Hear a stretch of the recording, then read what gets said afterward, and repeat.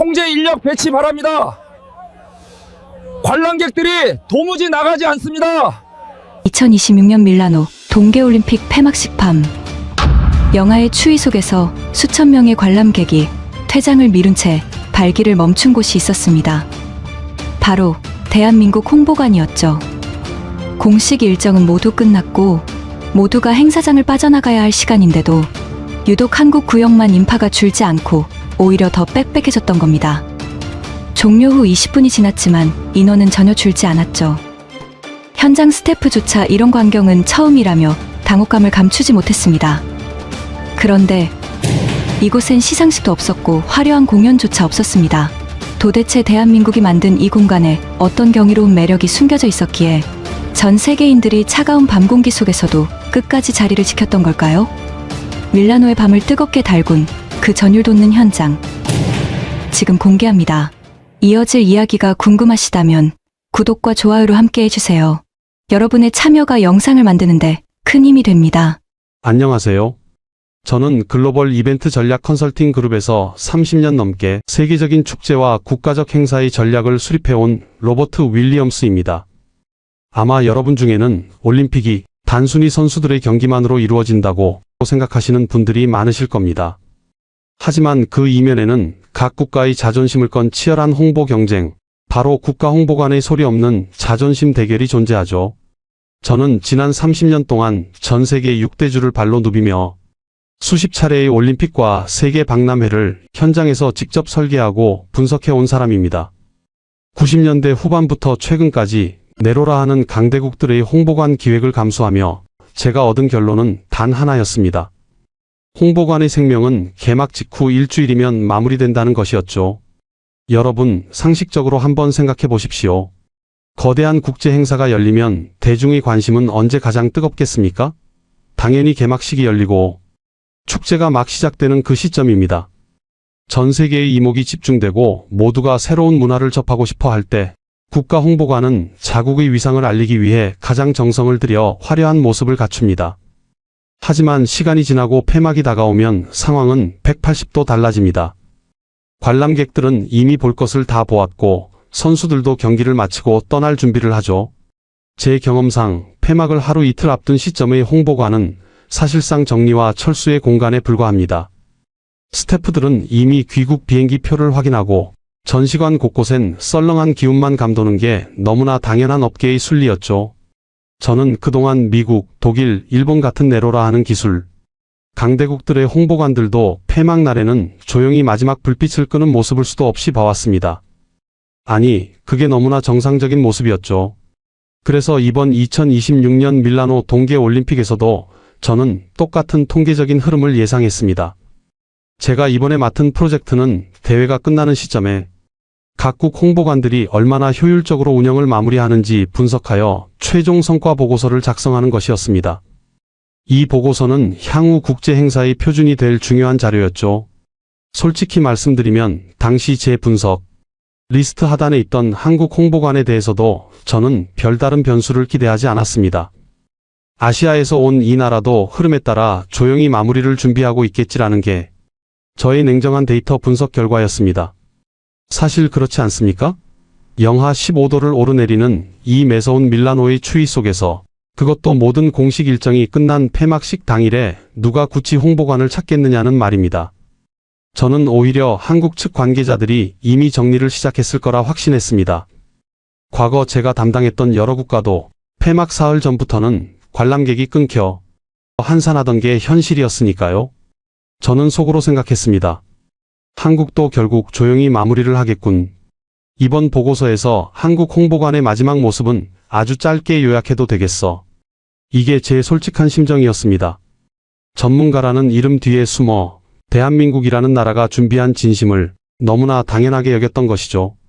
문화나 기술 홍보는 전통적인 강국들이나 하는 거지, 한국이 과연 그런 힘이 있겠나 하는 편견이 제 머릿속을 지배하고 있었습니다. 저는 아주 확신에 찬 태도로 한국 홍보관의 차분한 마무리 모습을 기록하여 보고서를 완성하려 했습니다. 저는 차가운 밀라노의 밤 공기를 마시며 한국 홍보관이 있는 구역으로 천천히 발걸음을 옮겼습니다. 제 가방 안에는 이미 다른 나라들의 한산한 전시장 모습들이 담겨 있었습니다. 영국관은 이미 정리를 시작했고 프랑스관도 입구에 운영 종료 안내를 내걸고 있었죠.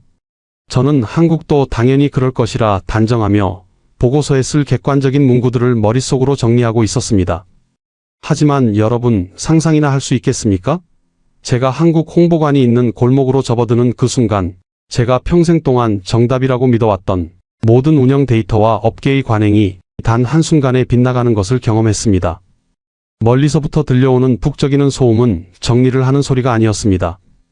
그것은 활기에 찬 사람들의 에너지가 모인 도무지 믿기 힘든 생명력이었죠. 저는 제 시계를 다시 확인했습니다. 아니, 이게 말이 됩니까? 지금은 공식 일정이 끝난 지 20분이 넘었는데 제 30년 경력에서 이런 데이터는 존재할 수 없는 것이었습니다. 저는 그 순간 제 눈을 의심하며 발걸음을 멈췄습니다. 제가 그동안 너무나 당연하게 생각했던 상식을 뛰어넘어 대한민국이라는 나라가 제가 한 번도 본 적 없는 놀라운 장면을 만들어내고 있었기 때문입니다. 여러분, 현장으로 가기 전에 제가 습관적으로 하는 게 하나 있습니다.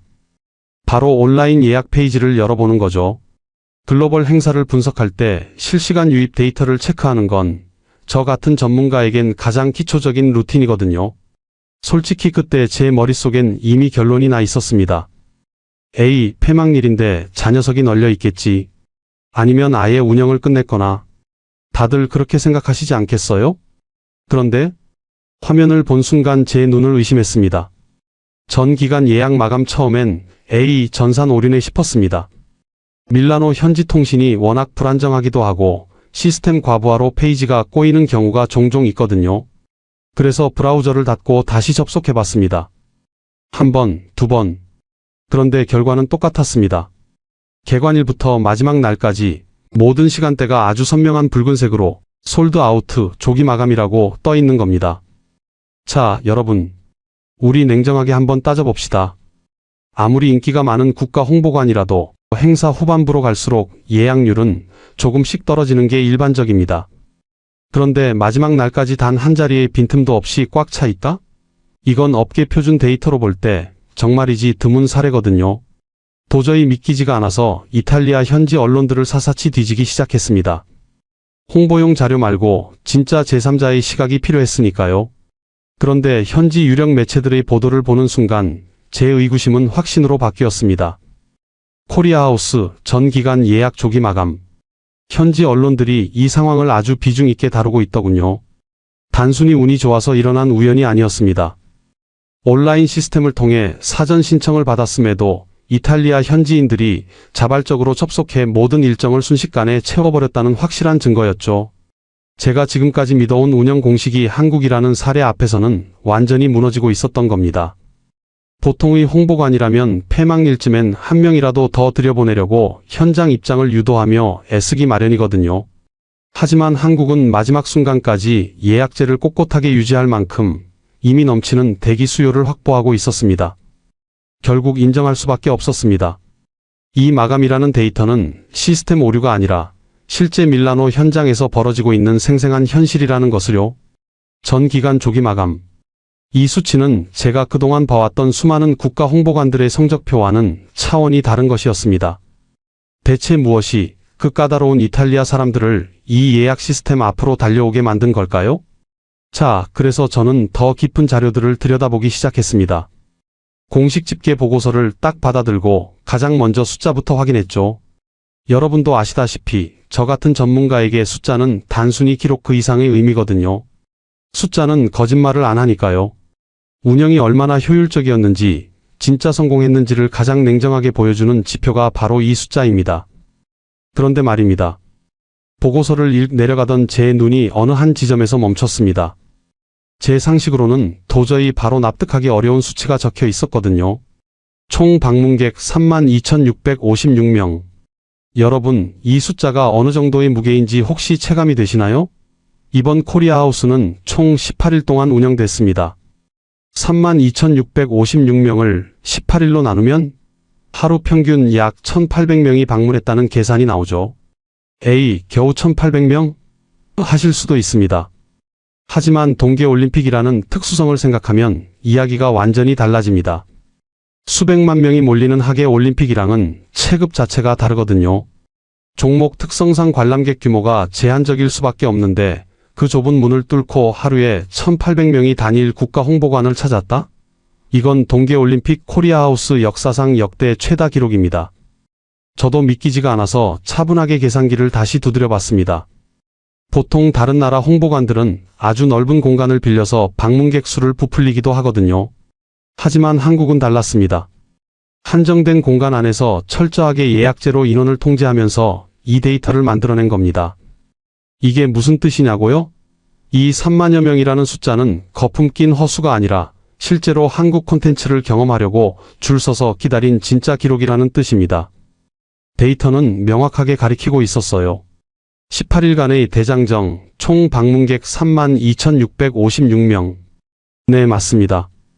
앞서 말씀드린 대로 동계올림픽 기준 역대 최다 방문객 기록입니다. 그런데 전문가로서 여기서 아주 큰 의문이 하나 생기더라고요. 대체 이 어마어마한 인파는 다 어디서 온 걸까? 사실 올림픽 홍보관을 채우는 사람들은 뻔하거든요. 자기 나라 선수를 응원하러 온 원정 응원단이거나 경기장 근처를 그냥 배회하던 일반 관광객들이 대부분이죠. 만약 이 3만 명이라는 숫자가 단순히 한국에서 날아온 응원단으로만 채워진 거라면 그건 성공이 아니라 동원에 불과하니까요. 하지만 수치를 뜯어볼수록 제 예측은 보기 좋게 빗나갔습니다. 이 거대한 인파가 단순히 애국심이나 어쩌다 들른 발길로 만들어진 게 아니라는 증거들이 곳곳에서 포착됐거든요.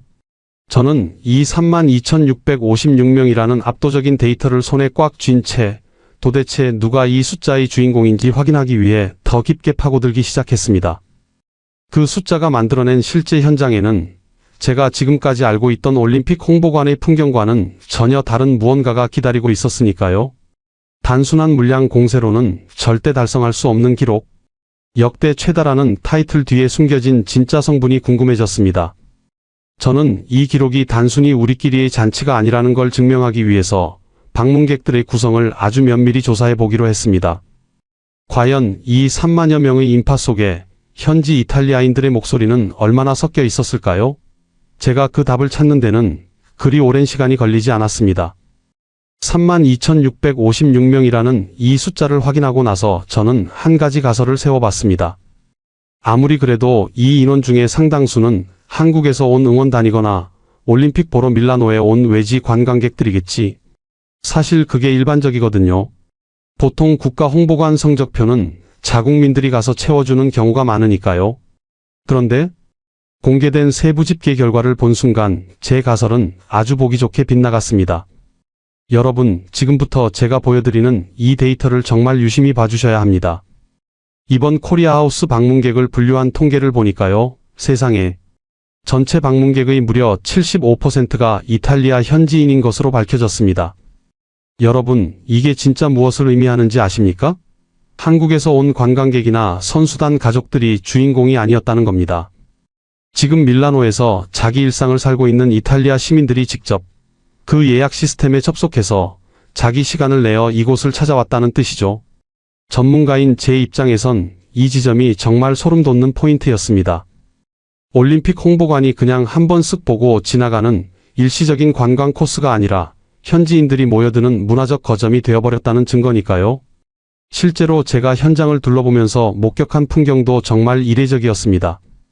카메라 든 젊은 관광객들보다 유모차를 끌고 온 현지인 부부 혹은 손을 꼭 맞잡고 줄을 서 있는 이탈리아 중장년층 가족들이 훨씬 더 많이 보였거든요. 그분들은 단순히 한국 기술이 좋다며 하고 구경하러 온 게 아니었습니다. 한국의 문화를 마치 자기들 일상처럼 즐기고 이 공간이 주는 경험에 아주 차분하게 몰입하고 계시더라고요. 현지 시민들의 참여가 이렇게까지 높았던 이유는 명확합니다.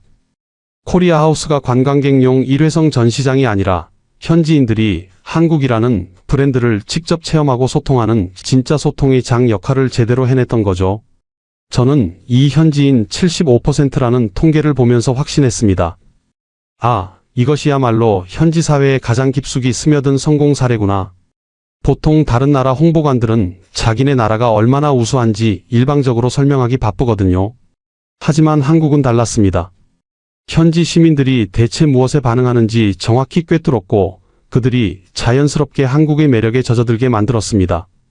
솔직히 말해서 관광 루트랑은 거리가 좀 있는 공간이었거든요. 그런데도 75%의 현지인이 이곳을 찾아와 자리를 지켰다는 사실은 그 어떤 화려한 수식어보다 강력한 성공의 증거입니다. 현장에서 만난 이탈리아 시민들의 눈빛을 잊을 수가 없어요. 단순한 호기심 그 이상의 깊은 관심이 읽혔거든요. 그들에게 한국은 이제 더 이상 멀고 낯선 나라가 아니었습니다. 자신들의 도시에서 열리는 축제 중 가장 매력적인 장소, 꼭 가봐야 할 핫플레이스로 코리아하우스를 꼽고 있었던 거죠. 자, 그럼 이 놀라운 현지인 점유율은 결국 한 가지 질문으로 이어집니다. 도대체 한국은 무엇을 보여줬길래 그 콧대 높기로 유명한 이탈리아 시민들이 관광객들을 다 제치고 이 공간의 주인공이 된 걸까요? 이제 저는 그 해답을 찾기 위해 이 공간의 가치를 공식적으로 인정한 핵심 인물들의 행보를 추적해 보려 합니다. 사실 국제적인 이벤트를 기획하고 성패를 분석하는 전략가들에겐 어떤 행사가 대중적인 인기를 넘어 역사적인 가치까지 지니고 있느냐를 판단하는 절대적인 기준이 하나 있습니다. 바로 그 공간을 찾는 사람들의 격이죠. 행사장 내의 특정 섹션이 단순히 관광객용 구경거리 수준인지 아니면 실질적인 국제사회의 의사결정이 이루어지는 진짜 핵심 거점인지는 그곳을 방문하는 귀빈들의 명단, 그리고 그들이 현장에 얼마나 머물렀는지 그 시간만 봐도 정확히 파악할 수 있습니다. 영향력 있는 인물들의 발걸음은 결코 거짓말을 하지 않으니까요. 그래서 제가 곧바로 한국 홍보관의 개관 행사 참석자 명단을 입수해봤습니다. 그런데 제가 지난 30년간 이 바닥에서 경험했던 그 어떤 국제대회에서도 보기 드문 놀라운 기록이 있더군요. 여러분, 전 세계 스포츠계를 움직이는 명실상부한 심장부, 바로 IOC 위원들이 무려 13명이나 한자리에 모였습니다. 한번 차분하게 상상해 보십시오. 이게 얼마나 이례적이고 놀라운 일인지 말입니다.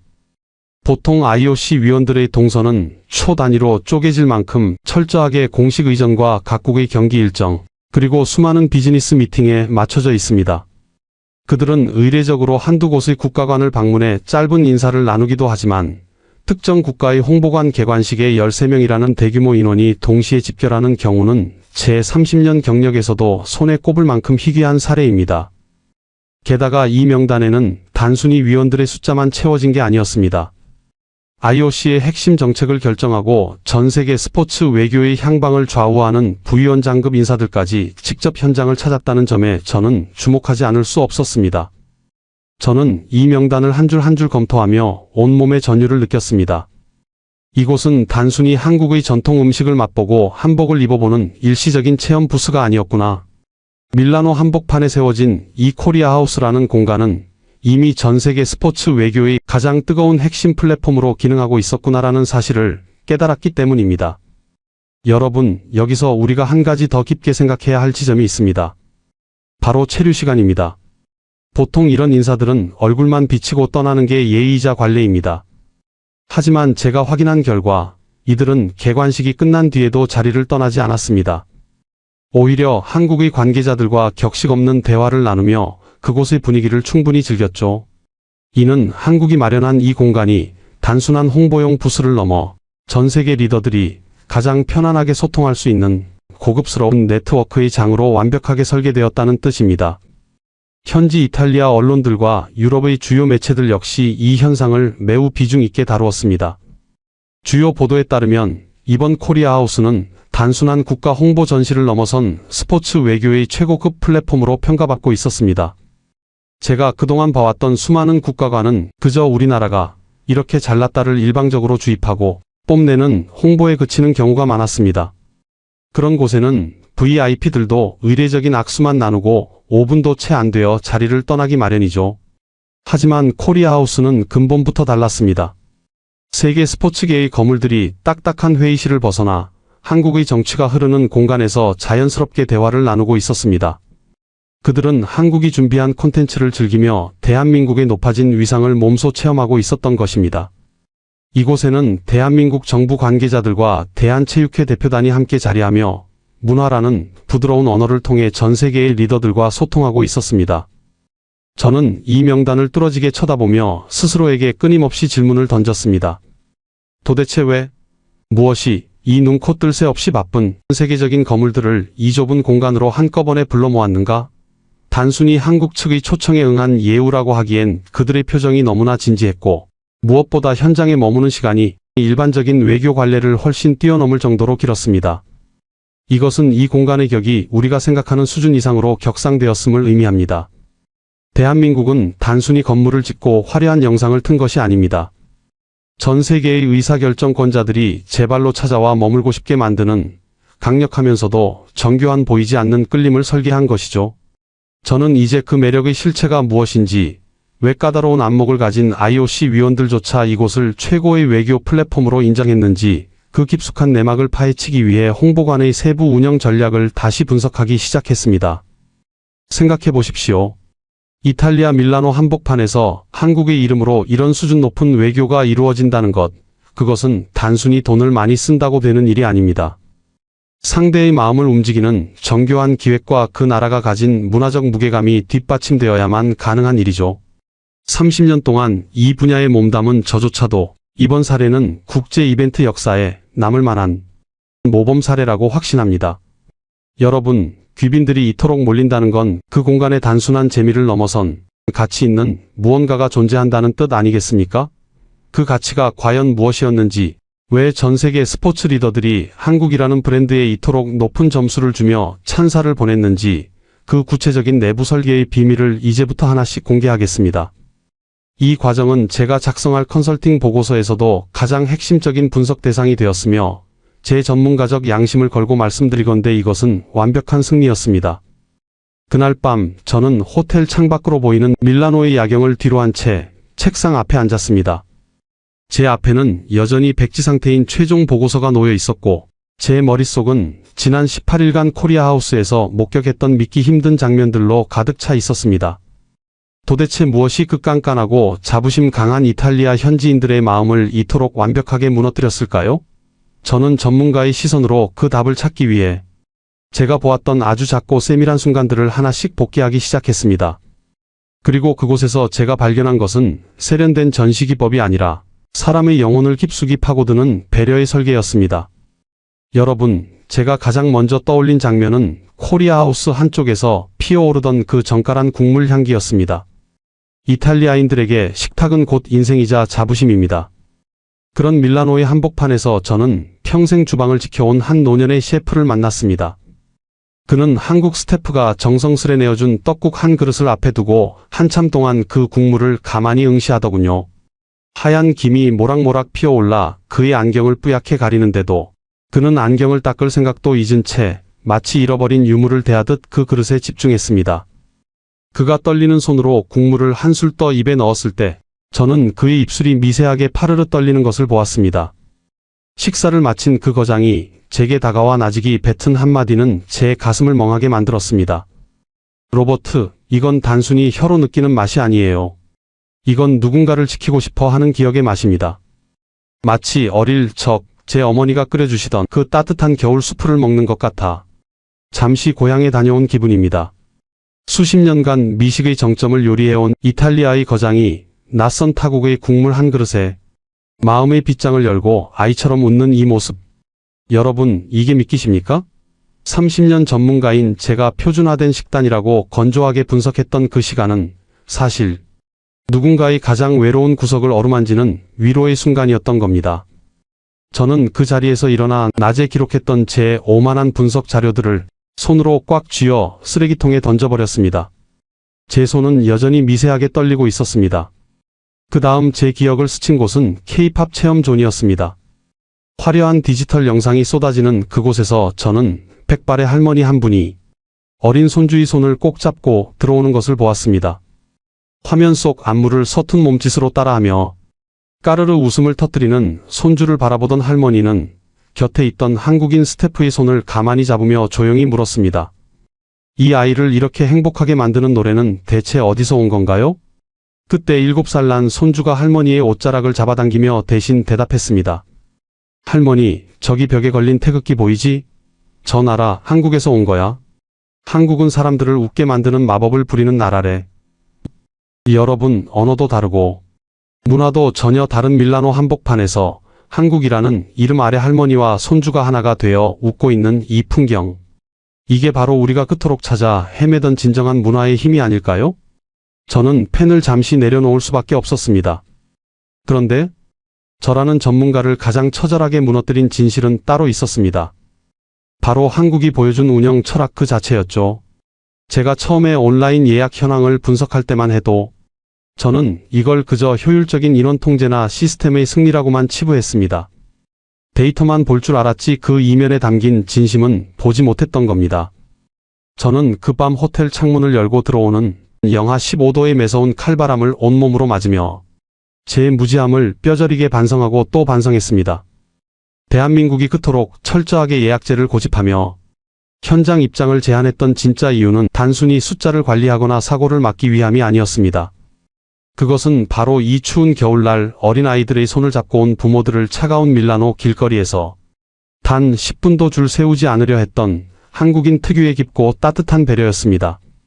우리 홍보관의 가시적인 성과를 위해 대기줄을 길게 세워 보여주기식 홍보를 하는 것보다 우리를 찾아온 소중한 손님들이 단 1초라도 추위에 떨지 않게 만드는 일이 훨씬 더 중요하다는 그 확고한 신념 말입니다. 여러분, 제가 깨달은 이 사실이 느껴지십니까? 한국은 줄을 만들지 않으려 했던 게 아니라 사람을 세우지 않으려 했던 겁니다. 이 투박하지만 눈물겨운 진심이 콧대 높은 이탈리아 시민들의 마음을 연 마스터키였습니다. 보통의 국가 홍보관은 5분이면 다 후져보고 나갑니다. 하지만 이곳 코리아하우스에서 방문객들은 1시간, 2시간씩 자리를 뜨지 않았습니다. 방문객들이 그 공간이 주는 온기와 존중이라는 가치에 마음을 푹 적시고 있었던 것이죠. 저는 다시 펜을 들었습니다. 그리고 백지 상태였던 보고서의 첫 문장을 이렇게 시작했습니다. 이것은 홍보가 아니라 인간에 대한 깊은 예의가 담긴 설계다. 대한민국은 전 세계인들에게 자신들의 기술력을 과시하지 않았습니다. 대신 그들의 고단한 일상을 어루만져줄 가장 따뜻하고 단단한 경험을 선물했습니다. 이탈리아 시민들이 홍보관을 나서며 한국 스태프들의 손을 꼭 맞잡고 그라치에 정말 따뜻한 시간이었어요 라고 말하던 그 온기. 그것은 제가 평생 분석해온 그 어떤 빅데이터보다 강력한 힘으로 제 가슴을 파고들었습니다. 대한민국은 밀라노에서 단순히 국가 이름을 알린 것이 아닙니다. 그들은 전 세계인의 가슴속에 한국이라는 단어를 들으면 언제든 다시 돌아가고 싶은 지워지지 않는 따뜻한 고향 같은 기억의 씨앗을 심고 있었던 것입니다. 그 씨앗이 이탈리아 사람들의 마음속에서 자라나 훗날 어떤 거대한 숲을 이룰지 저는 전문가로서 벌써부터 가슴이 벅차올라 도저히 잠을 이룰 수 없었습니다. 진정한 문화의 힘이란 상대를 화려함으로 제압하는 것이 아니라 상대의 가장 낮은 곳으로 스며들어 마침내 하나가 되는 것임을 저는 오늘 이 공간에서 그리고 여러분과 나누는 이 이야기 속에서 다시금 배웁니다. 30년 넘게 이 일을 해왔지만 오늘 밤 저는 처음으로 진짜 설계가 무엇인지 알게 되었습니다. 폐막 선언이 끝난 그 밤 저는 단순히 현장의 분위기에 놀라는 데서 멈추지 않았습니다. 이 18일이 도대체 어떻게 흘러왔는지 그리고 무엇이 이토록 사람들을 움직였는지 처음부터 다시 추적하기 시작했습니다. 제가 손에 든 보고서의 데이터들을 하나하나 대조해 보던 저는 결국 한 지점에서 멈춰 서고 말았습니다. 여러분, 저는 그 데이터를 보고 한동안 말을 잇지 못했습니다. 보통의 축제는 끝나갈수록 차갑게 식기 마련인데 왜 한국의 데이터는 시간이 갈수록 더 뜨겁게 타오르는 걸까요? 마감 시간이 다가올수록 코리아하우스에 대한 사람들의 언급량은 오히려 대회 기간 중 최고치를 기록하고 있었습니다. 모두가 폐막을 이야기할 때 사람들은 한국을 이야기하고 있었던 겁니다. 현지 이탈리아 언론들도 이 기이한 현상에 당황한 기색이 역역했습니다. 밀라노의 기자들은 연일 기사를 쏟아내며 이를 설명하기 힘든 현상이라고 보도했죠. 대회가 모두 끝났는데 사람들은 왜 여전히 코리아하우스 앞에 모여 있는가? 라는 의문 섞인 찬사가 지면을 가득 채웠습니다. 하지만 저는 그 해답을 데이터가 아닌 폐막식이 끝난 뒤에도 자리를 떠나지 못하던 한 사람의 뒷모습에서 찾을 수 있었습니다. 모든 공식 행사가 종료되고 불이 하나둘 꺼지기 시작한 밤이었습니다. 한 이탈리아 중년 남성이 코리아하우스 앞 벤치에 홀로 우두커니 앉아 있더군요. 영하의 추위 속에서도 그는 가만히 한국 홍보관의 외벽을 바라보고 있었습니다. 제가 다가가 조심스럽게 물었습니다. 공식 일정은 다 끝났습니다. 날이 추운데 왜 아직 안 가십니까? 그러자 그 남성은 저를 보며 인자하게 미소 지으며 이렇게 대답했습니다. 경기는 이미 끝났지요. 하지만 여기서 느낀 따뜻함은 아직 제 마음속에서 끝나지 않았거든요. 조금 더 이 기분을 간직하고 싶어서 그럽니다. 그 순간 저는 깨달았습니다. 제가 그동안 작성해온 수만 페이지의 보고서들이 얼마나 무의미했는지를 말입니다. 저는 그동안 얼마나 많은 사람이 방문했는지, 얼마나 효율적으로 공간을 썼는지만을 따져왔습니다. 하지만 대한민국은 숫자를 넘어서는 무언가를 이들에게 남기고 있었습니다. 밀라노의 매서운 밤 공기도, 축제가 끝났다는 공허함도 대한민국이 만들어낸 이 온기를 이기지는 못했습니다. 저는 현장에서 사람들의 표정을 하나하나 관찰하며 제가 처음에 가졌던 그 오만한 확신들을 완전히 지워버렸습니다. 데이터가 가리키는 최고치의 숫자는 단순히 클릭 수가 아니었습니다. 그것은 한국이라는 나라를 향한 현지인들의 진심 어린 존경이었고, 이 따뜻한 공간을 보내기 싫어하는 아쉬움의 고백이었습니다. 대한민국은 밀라노에서 단순히 올림픽에 참가한 국가 중 하나가 아니었습니다. 그들은 올림픽이라는 거대한 무대를 빌려 사람의 마음이 머물 수 있는 가장 깊은 안식처를 지어 올렸고, 전 세계인들은 그 온기가 사라지는 순간까지 기꺼이 그곳을 지켰습니다. 이제 이 모든 과정을 지켜본 저는 제가 써야 할 보고서의 마지막 문장을 완전히 고쳐 쓰기로 했습니다. 우리가 이번 올림픽을 통해 얻은 것은 메달의 숫자가 아니었습니다. 밤이 깊어갈수록 밀라노의 도심은 고요해졌지만 제 방 안의 열기는 좀처럼 가라앉지 않았습니다. 창밖으로 멀리 보이는 경기장의 조명은 꺼졌고 거리의 소음도 잦아들었죠. 하지만 제 앞의 노트북 화면은 여전히 하얀 공백으로 저를 응시하고 있었습니다. 30년 동안 전 세계를 누비며 수천 건의 프로젝트를 분석하고 보고서를 써왔던 저였지만 오늘 밤만큼은 자판 위에 놓인 손가락이 돌덩이처럼 무겁게만 느껴졌습니다. 여러분, 제가 결국 이 보고서의 마지막 장에 모든 수치와 그래프를 밀어내고 눈물로 적어 내려간 단 하나의 결론은 무엇이었을까요? 그것은 성공적인 마케팅도 혁신적인 기술도 아니었습니다. 저는 아주 떨리는 마음으로 그러나 확신에 찬 손길로 단 한 문장을 적었습니다. 우리가 이번 올림픽에서 목격한 것은 차가운 금메달이 아니라 뜨거운 사람의 마음이었다. 저는 사실 이번 프로젝트의 초기 단계에서 큰 착각을 하고 있었습니다. 저는 제가 가진 데이터와 경험이 전부라고 믿었습니다. 한국인들이 또 얼마나 화려한 기술로 사람들의 눈을 현혹할까? 혹은 얼마나 많은 예산을 부어 외형적인 성과에만 집착할까? 같은 편견 섞인 시선으로 코리아 하우스를 바라보았던 것이죠.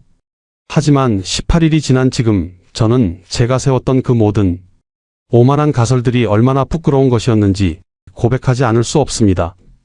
다시 한번 저와 함께 그 현장의 공기를 느껴보시겠습니까? 영하 15도의 살인적인 추위가 살을 파고들던 그날의 밀라노 거리를요. 보통의 국가라면, 아니 저 같은 전문가가 설계했다면 아마 홍보관 앞에 길게 늘어선 대기줄을 보며 우리가 이렇게 인기가 많다고 사진을 찍어 본국에 보고했을 겁니다. 그것이 우리가 배운 소위 성공의 지표니까요. 하지만 한국은 달랐습니다. 그들은 수치상의 성공보다 자기들을 찾아온 사람들의 안위를 먼저 걱정했습니다. 아이의 손을 잡고 온 젊은 부부가 혹은 지팡이를 짚고 온 노인이 그 추위 속에서 단 10분이라도 떨게 하지 않으려 했던 그 정교한 예약 시스템. 저는 그 밤 얼어붙은 거리를 내려다보며 깨달았습니다. 한국은 단순히 예약제라는 시스템을 도입한 것이 아니라 사람을 세워두지 않겠다는 깊은 예의를 설계한 것이었습니다. 미식의 나라에서 평생을 보낸 그 노년의 셰프가 흘린 눈물도 마찬가지였습니다. 제가 만약 평소처럼 차가운 분석관의 눈으로만 보았다면 그 장면을 현지 전문가 대상 시식 반응, 양호라는 무미건조한 문장으로 기록했을 겁니다. 하지만 그의 떨리는 손과 어머니가 끓여주시던 수프 같다던 그 나직한 고백을 들으며 저는 무너졌습니다. 그 국물 한 그릇에는 한국인들이 수천 년간 지켜온 환대라는 거대한 서사가 담겨 있었고 그것이 고집센 이탈리아 거장의 영혼을 어루만진 것입니다. K-POP 비트에 맞춰 서툴게 몸을 흔들던 어린 손주와 그런 아이를 보며 이 마법 같은 노래는 어디서 온 거냐고 묻던 할머니의 평온한 미소 또한 제 보고서의 형식을 완전히 파괴해버렸습니다. 언어도 다르고 문화적 배경도 전혀 다른 이들이 밀라노 한복판에서 한국이라는 이름 아래 하나가 되어 웃고 있는 그 풍경.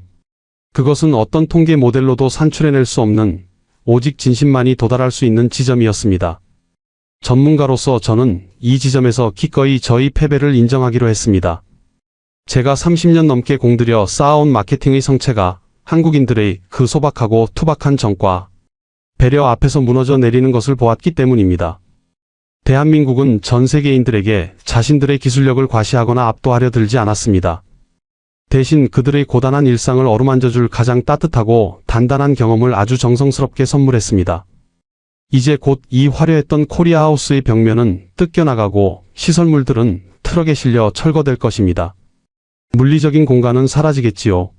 하지만 이곳을 다녀간 32,656명의 마음속에는 그날의 온기가 각기 다른 이름의 보석이 되어 영원히 남을 것입니다.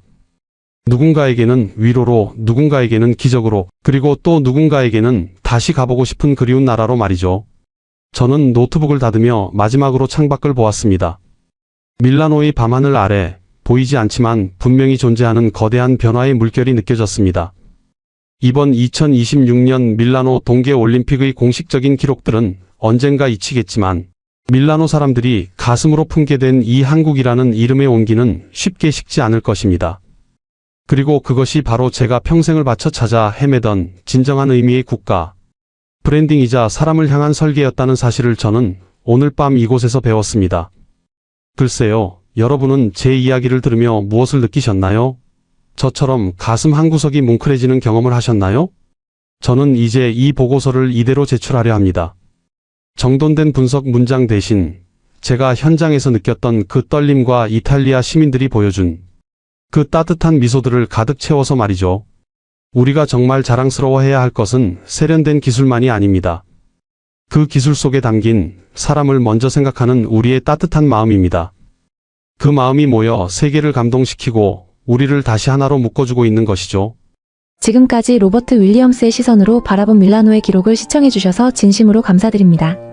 사실 이 이야기를 한 줄 한 줄 써내려가며 제 마음이 먼저 뜨겁게 달아오르곤 했습니다.